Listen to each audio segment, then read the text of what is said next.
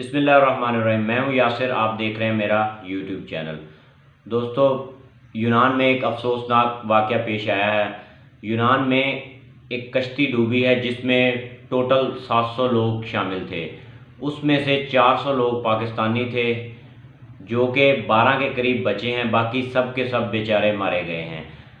آپ دیکھ لیں کہ جب سے یہ پی ڈی ایم کی حکومت بنی ہے، پاکستان کے ساتھ کوئی نہ کوئی افسوسناک واقعہ پیش آ رہا ہے۔ یہ نہ باہر سے کوئی اچھی خبر دیتے ہیں ہمیں اور نہ ہی اندر سے کوئی اچھی خبر دیتے ہیں۔ پچھلے ایک سال میں انہوں نے پاکستان میں غربت ہی اتنی کر دی ہے کہ لوگوں کے پاس روزگار نہیں ہے، اور وہ اپنا جو روزگار ہے، اپنا جو فیوچر ہے، وہ باہر کے ملکوں میں دیکھتے ہیں۔ اسی وجہ سے وہ لوگ اپنی جان پر بھی کھیل جاتے ہیں۔ آپ کو پتہ ہے کہ کچھ لوگوں کو صحیح طرح ویزا نہیں ملتا اور وہ پھر ڈنکی لگا کر غلط طریقے سے جاتے ہیں۔ یہ لوگ بھی اسی طرح سمندر کے راستے سے ڈنکی لگا کر لیبیا سے اٹلی کی طرف جا رہے تھے، اور یہ جب یونان کے سامنے پہنچتے ہیں تو ان کی جو کشتی ہے وہ سمندر کے اندر ڈوب جاتی ہے۔ لیکن اس میں افسوسناک بات یہ ہے کہ وہاں پر جو لوگ ہیں، جو یونانی لوگ ہیں، چاہے وہاں پر صحافی ہو، اور اس پر بڑے عالمی جو رپورٹ کرنے والے ادارے ہیں، انہوں نے بھی کہا ہے کہ اس کشتی کو ایک باقاعدہ منصوبہ بندی کے ساتھ ڈبویا گیا ہے۔ یہ ایک میسیج دیا گیا ہے کہ ہمارے ملک میں آپ مت آئیں، آپ کے ساتھ دوبارہ بھی یہ ہو سکتا ہے۔ تو اسی وجہ سے یہ سارا کام کیا گیا ہے، اور پاکستانیوں کے ساتھ یہ سلوک کیا گیا کہ انہیں کشتی کے سب سے نچلے تہہ خانے میں رکھا گیا، اور جب وہ پانی پینے کے لیے یا کچھ مانگنے کے لیے اوپر آتے تھے تو پھر انہیں ان کے ساتھ بدسلوکی کی جاتی تھی اور انہیں نیچے بھیج دیا جاتا تھا۔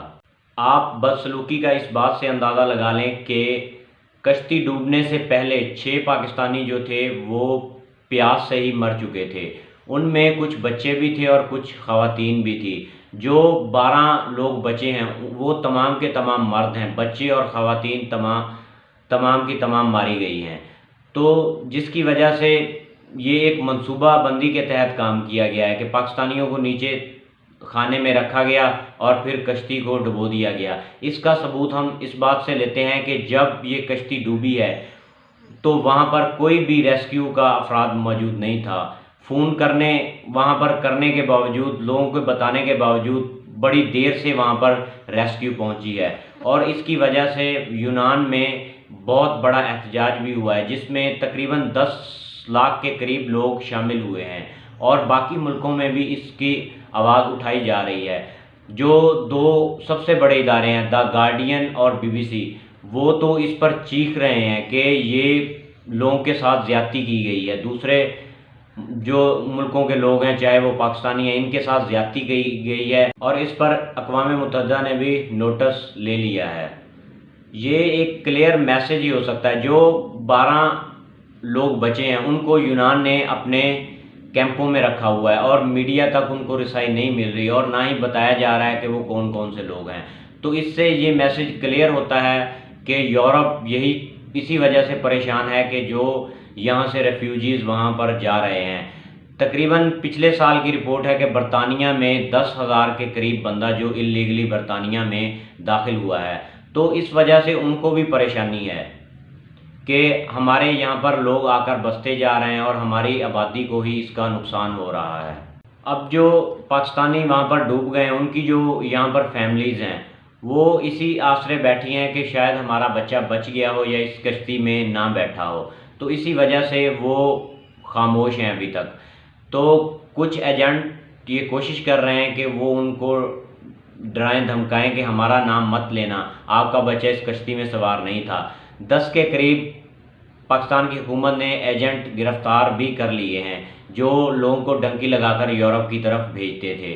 تو یہ ایک اچھا قدم ہے، ان لوگوں کو پکڑنا چاہیے زیادہ سے زیادہ، کیونکہ وہاں پر جو لوگ مرے ہیں بیچارے وہ نوجوان ہی لوگ تھے۔ کتنا ملک کا نقصان ہو رہا ہے کہ یہاں پر روزگار نہیں ہے اور اب لوگ اپنا روزگار ڈھونڈنے کے لیے یورپ کی طرف رخ کر رہے ہیں۔ ہمارے ملک میں یہی تو ایک بڑا مسئلہ ہے کہ ہمارے ملک میں نہ پولیٹیکل سٹیبلٹی ہے اور نہ ہی لوگوں کے پاس روزگار ہے۔ جب تک یہ چیزیں ٹھیک نہیں ہوں گی ہمارا ملک کبھی بھی ٹھیک نہیں ہوگا۔ پوری دنیا میں اس چیز کا मातम हो रहा है कि ये कैसा हो गया। पूरी दुनिया इस चीज़ का नोटिस ले रही है। लेकिन हमारे पाकिस्तान में आप देख लें कि बिलावल भुट्टो वज़ीर ख़ारजा पाकिस्तान के, जब ये लोग मरे हैं या कश्ती डूबी है तो बिलावल भुट्टो का जो ट्वीट आता है वो भी इंग्लिश में आता है। अब हमारे तो यहाँ ज़बान उर्दू है, लेकिन बिलावल भुट्टो साहब इंग्लिश में ट्वीट करते हैं, उसमें दुख का इजहार करते हैं। आप इस बात से अंदाज़ा लगा लें कि ये कितने सिंसियर हैं।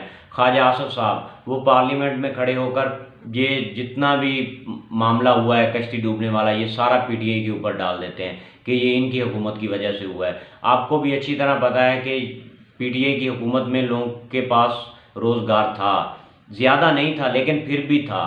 तो पिछले 1.5 साल में तकरीबन 1 मिलियन के करीब लोग पाकिस्तान छोड़कर जा चुके हैं। वो क्यों जा रहे हैं? इतने फिगर पीटीआई के दौर में तो नहीं थे। इससे यही बात का पता चलता है कि अब रोज़गार नहीं है जो कि पीटीआई के दौर में था। तो इस हुकूमत को चाहिए कि एक जमात को दबाने और गिरफ्तारियां करने या लोगों के घरों पर हमले करने की बजाय मुल्क की इकानमी के बारे में सोचें और नौजवानों को रोज़गार दें ताकि वो अपनी ज़िंदगी अमन और सुकून से गुजारें। फिर अगर नौजवानों को रोज़गार नहीं मिलता तो फिर वो ऐसा काम करते हैं। हालांकि यूरोप भी कोई रहने के लिए इतना इजी टास्क नहीं है। वहाँ पर जिस तरह के कानून हैं वो बाहर से तो बहुत खुशनुमा लगता है, लेकिन वहाँ पर जो लोग रहते हैं वो बताते हैं कि वहाँ पर रहना इंतहाई मुश्किल है, बोरियत में ज़िंदगी गुजारते हैं।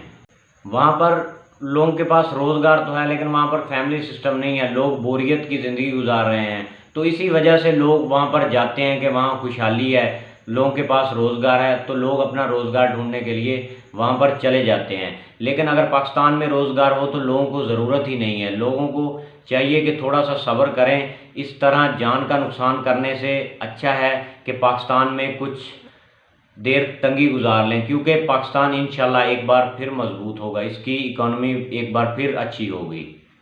तो जो इस हादसे में जो लोग शहीद हुए हैं उनकी फैमिली से हम इज़हार ताज़ियत कर सकते हैं, इसके अलावा और कुछ भी नहीं कर सकते। अपना बहुत सारा ख्याल रखिएगा। मेरे इस चैनल को सब्सक्राइब कर दें, मेरी वीडियो को शेयर कर दें, बेल आइकन को दबा दें ताकि हर आने वाली वीडियो आप तक पहुंचती रहे।